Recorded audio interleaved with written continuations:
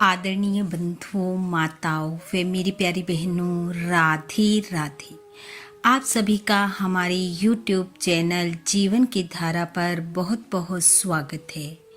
बंधुओं, आज हम इस वीडियो में पौष मास शुक्ल पक्ष में आने वाली पुत्रदा एकादशी की कथा सुनेंगे, जिसे सुनने सुनाने से भगवान श्री हरि की कृपा से मनुष्य पुत्र सुख को भोगता हुआ अंत श्री हरि के धाम को पाता है। कथा सुनने के बाद यदि आप हमारे चैनल पर नए हैं तो कृपया हमारे चैनल को सब्सक्राइब करें, बेल आइकन को प्रेस करें ताकि हमारी वीडियो की नोटिफिकेशन सबसे पहले आप तक पहुंचे। वीडियो को शेयर व लाइक भी जरूर करें। धर्मराज युधिष्ठिर बोले, हे केशव, आपने पौष कृष्ण पक्ष की सफला एकादशी का वर्णन किया। अब कृपा करके शुक्ल पक्ष की एकादशी का महत्तम बतलाइए। उसका क्या नाम है तथा उसमें किस देवता का पूजन किया जाता है?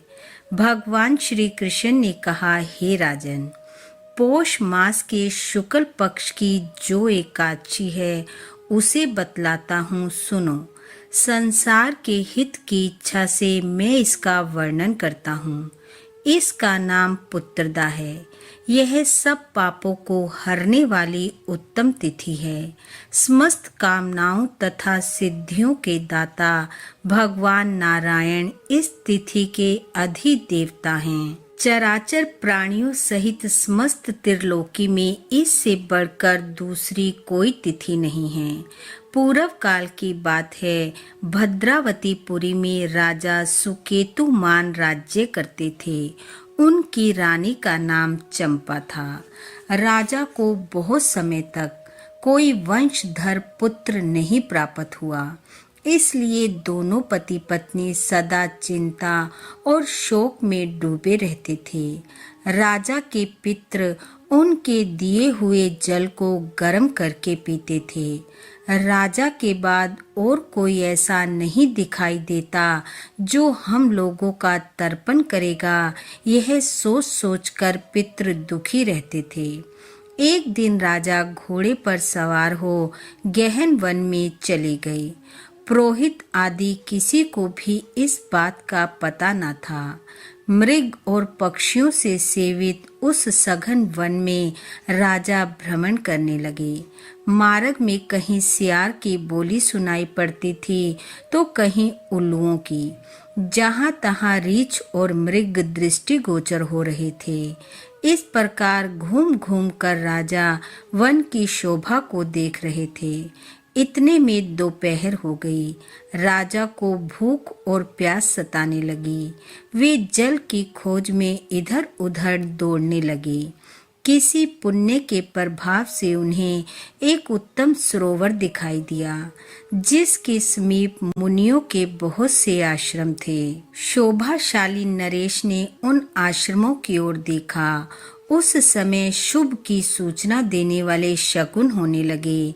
राजा का दाहिना नेत्र और दाहिना हाथ फड़कने लगा, जो उत्तम फल की सूचना दे रहा था।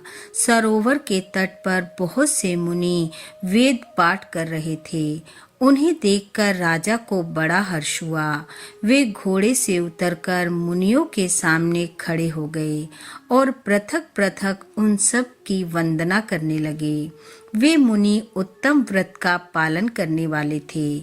जब राजा ने हाथ जोड़कर बारंबार दंडवत किया, तब मुनि बोले, हे राजन, हम लोग तुम पर प्रसन्न हैं। राजा कहने लगा, आप लोग कौन हैं? आपके नाम क्या हैं तथा आप लोग किस लिए यहाँ एकत्रित हुए हैं? यह सब कृपा कर मुझे बतलाइए। मुनि कहने लगे, हे राजन, हम लोग विश्वदेव हैं, यहाँ स्नान के लिए आए हैं। माघ निकट आया है।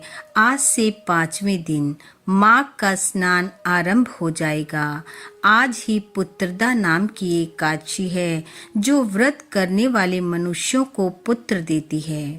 राजा ने कहा, हे मुनिदेव, यदि आप लोग प्रसन्न हैं तो मुझे पुत्र दीजिए। मुनि कहने लगे, राजन, आज के ही दिन पुत्रदा नाम की एकादशी है। इसका व्रत बहुत विख्यात है। तुम आज इस उत्तम व्रत का पालन करो। हे महाराज, भगवान केशव के प्रसाद से तुम्हें अवश्य पुत्र प्राप्त होगा। भगवान श्री कृष्ण कहते हैं, हे युधिष्ठिर, इस प्रकार उन मुनियों के कहने से राजा ने उत्तम व्रत का पालन किया। महर्षियों के उपदेश के अनुसार विधि पूर्वक पुत्रदा एकादशी का अनुष्ठान किया। फिर द्वादशी को पारण करके मुनियों के चरणों में बारंबार मस्तक झुकाकर राजा अपने घर लौट आए। कुछ समय बाद रानी ने गर्भ धारण किया।